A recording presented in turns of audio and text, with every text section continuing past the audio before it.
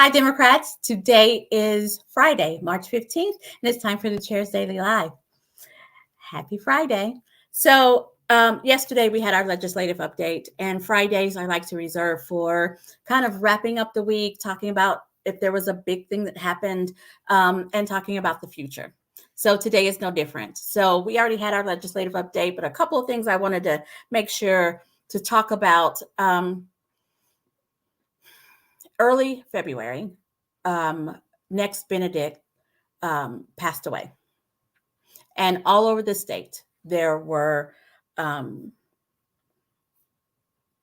what I like to call deep reflection from people, from thinking people, from people, caring people, a reflection of what our state is about. You know, what is our state about? Is this who we are? Are we a state that condones bullying? Are we a state who turns our eyes on, or turns our heads on those who are suffering? I don't want that to be who we are, but I fear that maybe it is. So in early February, Next Benedict was in a fight in the bathroom, right? I'm gonna state the facts as I can. Was in a fight in a bathroom. Their parent took them to a hospital where they were interviewed by a police officer, and then the next day, they were declared dead. And the Oklahoma Democratic Party put out a statement that I wrote. Other folks put out a statement, and there were vigils all over the state, and it even made national media. In my statement, I said that I believe that Nex's death was a direct result of bullying. That it was a direct result of the dangerous, divisive rhetoric coming out of the leadership in our state. And at the time, the leadership in our state kept saying, the left is putting out this horrible narrative, and the left is trying to blame me. The left is trying to do this, and we need to wait and see what the true cause of death is. And so in the last couple of days, the true cause of death came out, and they've determined that Next committed suicide. They marked the cause of death as suicide. Be clear, my position hasn't changed. I believe, and will continue to believe, that Nex's death was a direct result of bullying, which is a direct result of the divisive onslaught of rhetoric that comes out of the leadership in our state.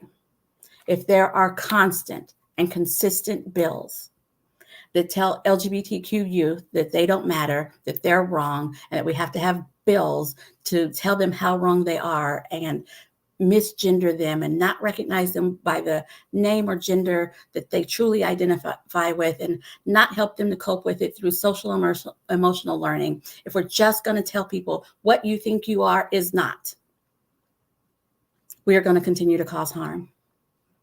Right now, Oklahoma has seen an uptick of 230% in suicide calls from LGBTQ youth who are having suicidal thoughts. That doesn't happen in a vacuum. It doesn't just happen.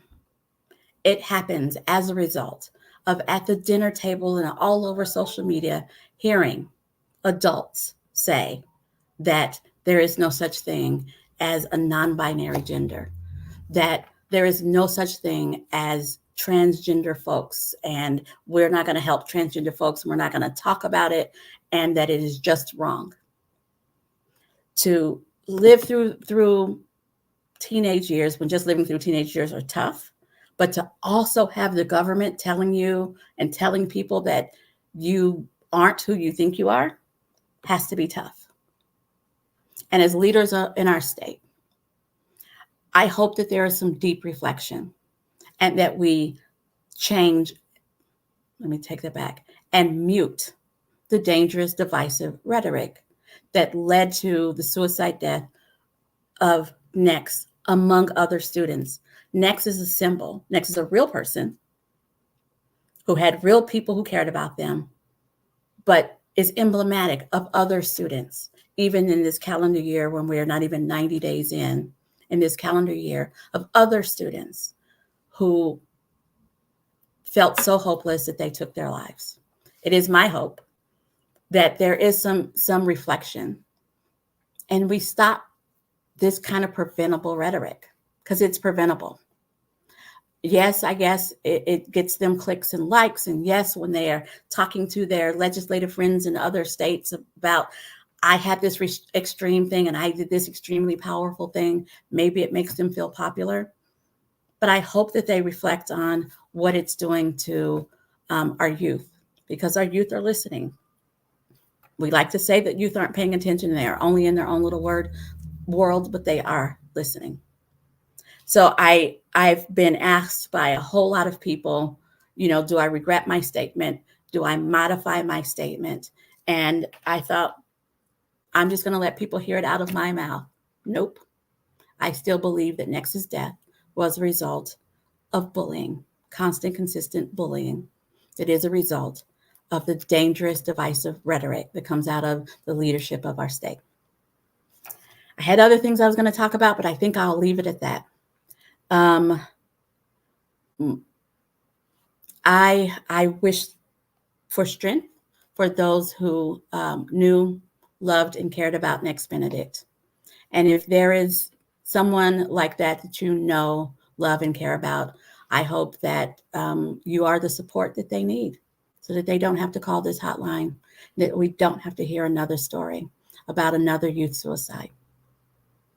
In the meantime, you guys have a wonderful weekend, and I'll be back here Monday at 4:15.